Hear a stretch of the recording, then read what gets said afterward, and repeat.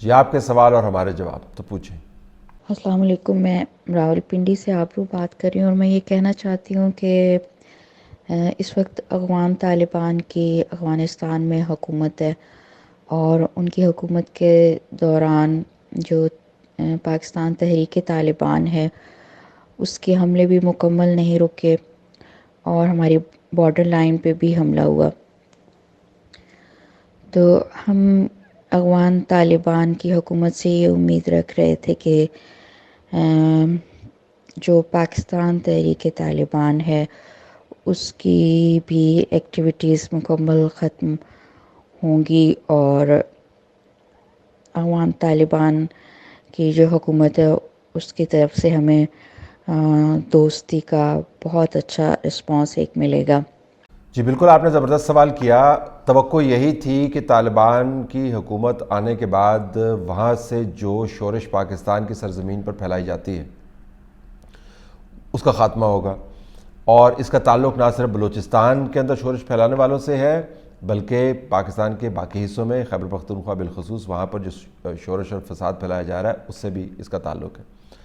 اہم ترین بریفنگز کے اندر ہمیں بتایا گیا کہ اب وہ خطرات جو پہلے کارزئی کی حکومت میں یا اس کے بعد آنے والا جتنا نظام بنا ان کی حکومتوں نے اس کو جاری رکھا، اس کی جڑیں کٹ گئیں، اور غنی صاحب کے اب کابل سے بھاگ جانے کے بعد تو یہ معاملہ بالکل ہی ختم ہو گیا ہے، اور ہم نیگوشیشنز میں ہیں جس کے ذریعے ہم ان لوگوں کو قانون کے دائرے کے اندر لے کر آئیں، اور طالبان اس میں ہماری مدد کر رہے ہیں۔ کوئی کمیٹی بھی بنی ہوئی، یہ بھی ہمیں بتایا گیا تھا۔ ظاہر ہے وہ با نتیجہ ثابت نہیں ہوئی۔ اس کے بعد کیا ہوا، چونکہ پاکستان میں کسی قسم کی پالیسی کے معاملے کے اوپر فالو اپ نہ کرنے کی روایت ہے، اور اگر ہو بھی رہا ہے فالو اپ تو پھر اس کے بعد لوگوں کو بتانے کی زحمت کوئی نہیں کرتا۔ تو اب ہمیں کچھ نہیں پتا کہ جس بات چیت کی ٹوکری میں ہم نے سارے انڈے ڈالے ہوئے تھے وہ ٹوکری موجود بھی ہے یا نہیں ہے، جو پہلے انڈے تھے اس میں سے چوزے نکلے ہیں یا نہیں نکلے ہیں، وہ انڈے ٹوٹ گئے ہیں، گندے ہو گئے ہیں، کیا ہوا ہے ان کا کچھ پتہ نہیں ہے۔ تو وہ کوئی کمیٹی بنی تھی جس کے اندر بات چیت ہو رہی تھی، اور اس کے بعد وہ کمیٹی غائب ہو گئی۔ حکومت نے اپنی بھی بات چیت کا جو ہے وہ پٹولا کھولا تھا اور بتایا تھا جی کہ ہم نے بات چیت کی ہے ٹی ٹی پی کے ساتھ، پھر کہا جی کہ ہم براہ راست بات چیت نہیں کر رہے، طالبان کے ذریعے کر رہے ہیں، کچھ پتہ نہیں کہ وہ بات چیت کا کیا بنا۔ تو دو پہلو ہیں اس کے، ایک تو وہ لوگ جو بلوچستان کے اندر فساد پھیلاتے ہیں، دوسرے وہ گروپس جو پاکستان کی سرزمین پر بلوچستان کے جو علاوہ جو دوسرے حصے ہیں سرزمین کے ان حصوں کو نشانہ بناتے ہیں۔ دونوں پر آپ کو کوئی پیش رفت نظر نہیں آتی۔ جو بلوچستان کا واقعہ ہوا ہے یا کے پی کے اندر بھی جو واقعات ہوتے ہیں تواتر کے ساتھ ہوتے ہیں، اس سے بڑی پریشانی جنم لیتی ہے۔ اتنا بڑا بارڈر جو ہے، مشرق کا بارڈر ویسے ہی ہندوستان کے ساتھ شدید قسم کی ٹینشن ہے، اور اگر مغرب کا بارڈر بھی اس ٹینشن کا شکار رہے مسلسل تو پھر ہم کس طرف جائیں گے؟ اور اگر افغانستان میں حکومتوں کے آنے جانے سے فرق نہیں پڑتا تو پھر ہماری وہ پالیسی کیا ہے جس کے ذریعے ہم اپنا مغربی حصہ جو ہے پاکستان کی سرحد کا سیکیور کرنا چاہ رہے تھے؟ اس کی کیا کامیابی ہوئی پھر؟ یہ بڑے سوال ہیں، لیکن ظاہر اس کا کوئی جواب نہیں ملے گا آپ کو، کیونکہ یہاں پہ جواب دینے کی نہ کوئی زحمت کرتا ہے اور نہ ہی وہ ضرورت محسوس کرتے ہیں۔ طلعت صاحب، عثمان خان بات کر رہا ہوں تحصیل میلسی سے۔ ابھی ریسنٹلی جسٹس قاضی فائز عیسیٰ کے بارے میں ایک فیصلہ ان کا سپریم کورٹ کا جو سامنے آیا، اور اس فیصلے کی روح سے اور جو اس کا صدر اسباب ہے جس میں ایک جج صاحب نے اپنا اسپیشل نوٹ بھی لکھا ہے، اس میں ڈائریکٹلی دو لوگ اور انڈائریکٹلی وزیر اعظم صاحب بھی اس میں شامل ہے۔ اس فیصلے کے بارے میں اس کے مستقبل پہ کیا اثرات مرتب ہوں گے، اور اگر کوئی وزیر اعظم انڈائریکٹلی اس کی بدنیتی یا اس میں کوئی انوالو ہو تو اس کے کیا اثرات ہوں گے، اور اس کا کیا لا ہمیں اس بارے میں آگاہ کرتا ہے؟ اس کے بارے میں ذرا ضرور رہنمائی کیجیے گا۔ جی بالکل، قانونی طور پر تو ظاہر ہے جی یہ ایک انفرادی پوائنٹ آف ویو ہے، قانونی پوائنٹ آف ویو ہے جس کو مینشن کیا گیا ہے۔ جو حتمی فیصلہ ہے وہ وہی ہے جو تمام جج صاحبان نے لکھا اور جس کے اوپر ان کے دستخط موجود ہیں۔ جو مائنورٹی ججمنٹ ہے جو ریلیز ہوئی ہے 2 دن پہلے، وہ بھی اسی میجورٹی کی ججمنٹ کا آپ حصہ سمجھیں، لیکن اطلاق جو ہے میجورٹی کی ججمنٹ ہی سمجھی جائے گی۔ تو جو جج صاحبان اختلاف کر رہے ہیں وہ بھی اس اکثریتی فیصلے کا حصہ ہیں، اگرچہ ان کی اپنی ججمنٹ موجود ہے جو 4 ججز نے جس کا اظہار کیا. یہ جو انفرادی ججمنٹ ہے اس کے قانونی امپلیکیشنز فی الفور تو کوئی نہیں ہے، لیکن یہ ریفرنس کے طور پر، لیگل ریفرنس کے طور پر یقیناً استعمال ہوگا. اور جب ایک سٹنگ جج جو ہے سپریم کورٹ کا، وہ ان معاملات کو اپنے قانونی رائے کا حصہ بناتا ہے تو پھر یہ آنے والے دنوں میں یہ سائٹیشن کے طور پر استعمال ہوگا. تو اس حد تک اس کی اہمیت کافی ہے.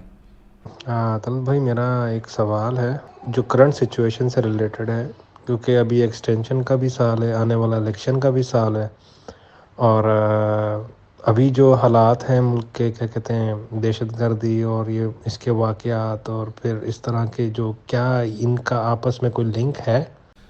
جی میں نے یہ تھیسس سنا ہے، میں ویسے یقین نہیں کرتا کہ اس کے اندر کوئی لنک ہے. اس وجہ سے یقین نہیں کرتا کہ میرے پاس معلومات نہیں، اور جو میرے پاس معلومات ہیں اس کے تحت جو ہے اس کا تعلق اس سے نہیں ہے. یہ ایک قدرتی نتیجہ ہے ان تمام واقعات کا جو ہم پس پشت ڈالتے رہے، ان تمام منظرناموں کا جس سے ہم صرف نظر کرتے رہے، ان تمام حالات و واقعات کا جس کو ہم میڈیا کے اندر پازیٹیو رپورٹنگ کے ذریعے دباتے رہے.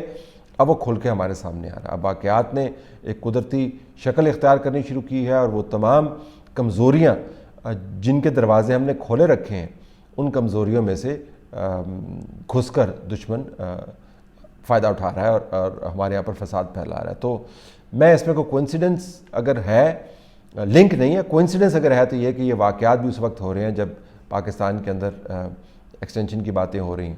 کچھ لوگوں کا خیال ہے کہ ایکسٹینشن کا سال نہیں ہے، یہ اپوائنٹمنٹ کا اور ریٹائرمنٹ کا سال ہے. اور ایس ٹی ایچ میں آپ اس بات کی گواہی دیں گے کہ میں مسلسل یہ کہتا رہا ہوں کہ اس بات سے قطع نظر کہ ایکسٹینشن ہے یا ریٹائرمنٹ ہے، اس ایمبیگوٹی کو دور کرنا چاہیے. دشمن کے لیے کسی بھی ٹارگٹ کی اپنی اندرونی جو ابہام ہے، اس کی جو منتشر الخیالی ہے، وہ بہت بڑا ایک اثاثہ ہوتی. تو اگر ہم منتشر الخیال ہیں، توجہ ہماری بٹی ہوئی ہے اور بڑے اہم معاملات پر ابہام ہے جس میں کمانڈ کا معاملہ بھی ہے، تو پھر ظاہر ہے دشمن کی چاندی ہے. تو ان معاملات کا اس حد تک تعلق بنتا ہے کہ ہم نے خود ہی اپنے پاؤں کے اوپر کلہاڑی مارنے کا ماشاءاللہ اتنا بندوبست کیا ہوا کہ دشمن کو پلاننگ کی ضرورت نہیں ہے. لیکن میں دونوں میں بالکل لنک مجھے کوئی نظر نہیں آتا جی میری معلومات کے مطابق.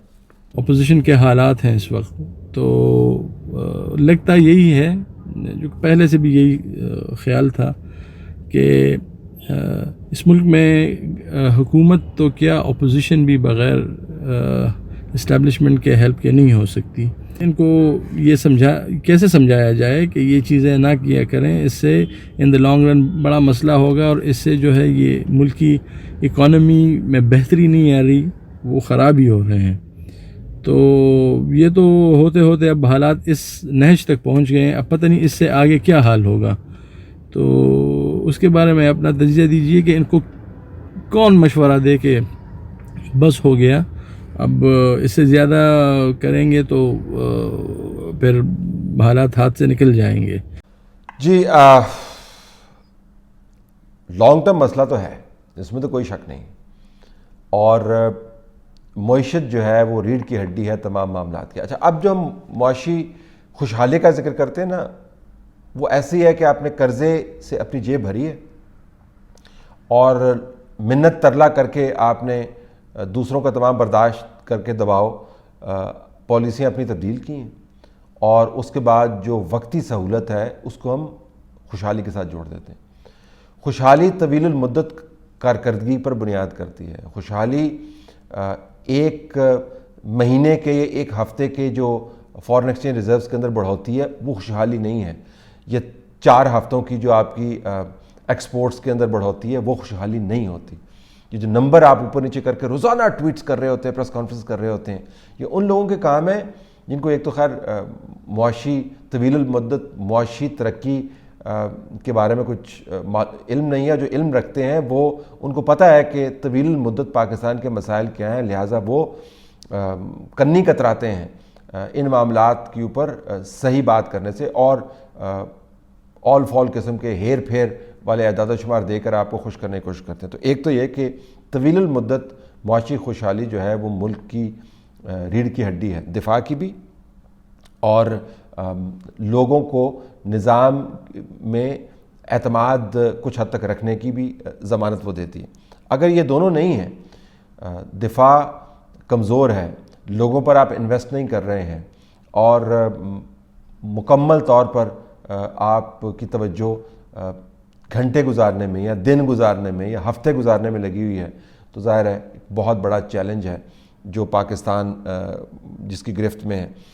لانگ ٹائم مسئلہ ہے، لیکن اس لانگ ٹرم یا لانگ ٹائم مسئلے کو حل کرنے کے لیے آپ کو فوری اقدامات کرنے ہیں، اور بنیادی طور پر ان اقدامات کا تعلق سیاست کے اس نظام سے ہے جس کے ذریعے آپ فیصلہ سازی کر رہے ہیں۔ اگر اس نظام کے اندر توانائی نہیں ہے، قوت نہیں ہے، اس کا کوئی اپنا کردار نہیں ہے، لوگوں کا اس پر ٹرسٹ نہیں ہے، تو آپ اس نظام سے سونا بھی اگلوا لیں۔ اب تو خیر سونا نکلوانے کی بات تو چھوڑیں، اب تو لوگوں کی چیخیں نکل رہی ہیں، لیکن اگر آپ سونا بھی پروڈیوس کر رہے ہیں تو اس نظام کے اوپر کوئی یقین نہیں کرے گا، اس کو کوئی اثر نہیں ہوگا۔